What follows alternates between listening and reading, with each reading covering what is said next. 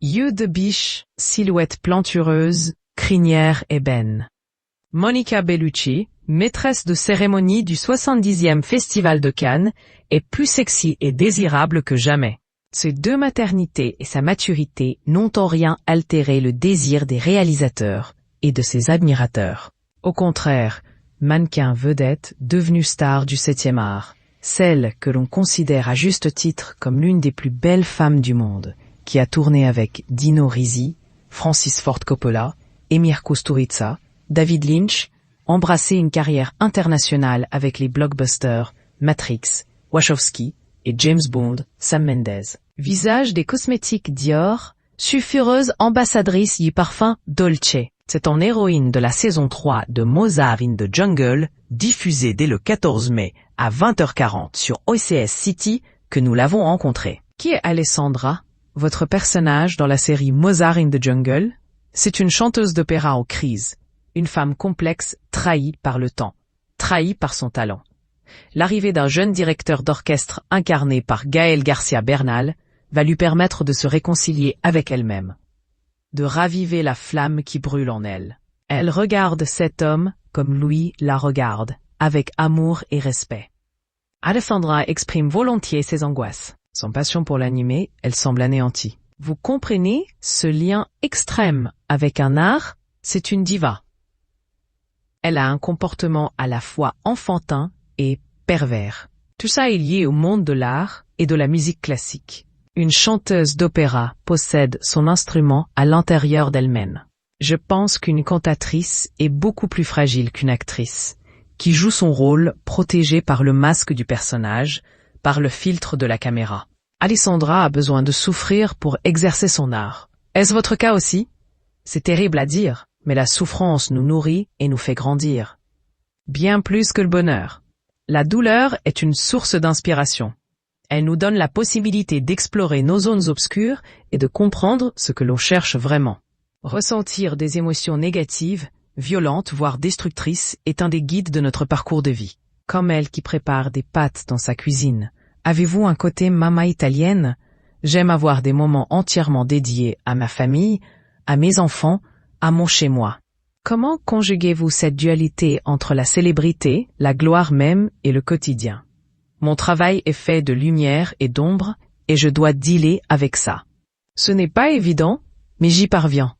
Être exposé au public nécessite un don de soi, une abnégation qui ne sont possibles et tenables que s'ils sont contrebalancés par des moments d'anonymat, par une solitude à l'abri des regards. Alessandra est une séductrice.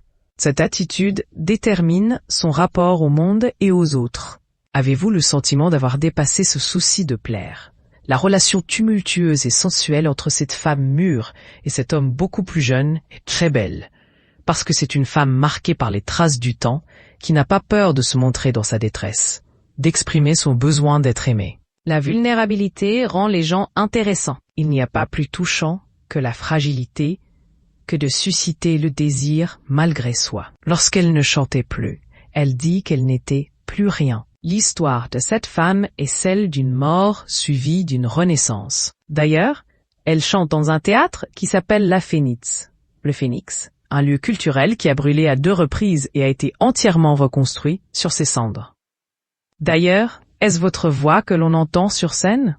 Non, je ne prétends pas un instant être chanteuse lyrique. C'est à Ana Maria Martinez que l'on doit la performance vocale, mais c'était une vraie composition, car j'ai dû me tenir précisément à sa respiration. On voit votre personnage évoluer dans Palais Vénitien.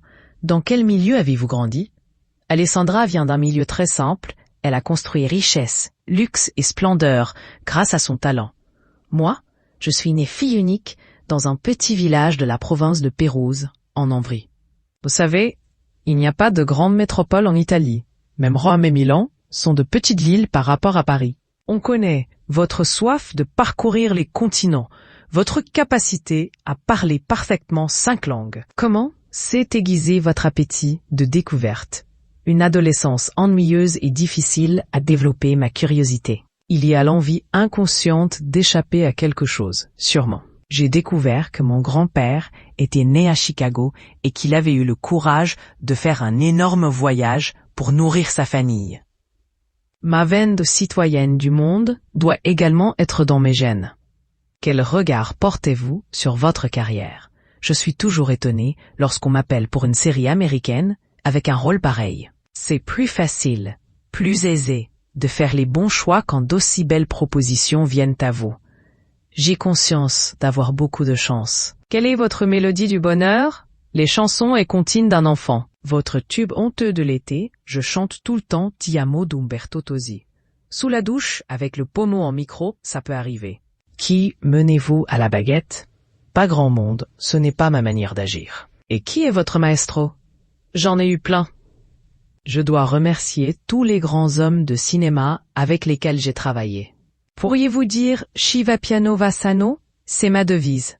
J'ai besoin de comprendre les choses pour agir. Je suis d'une extrême lenteur. Je fais tout pianissimo. Regardez, j'ai eu des enfants vers 40 ans et des rôles marquants à 50.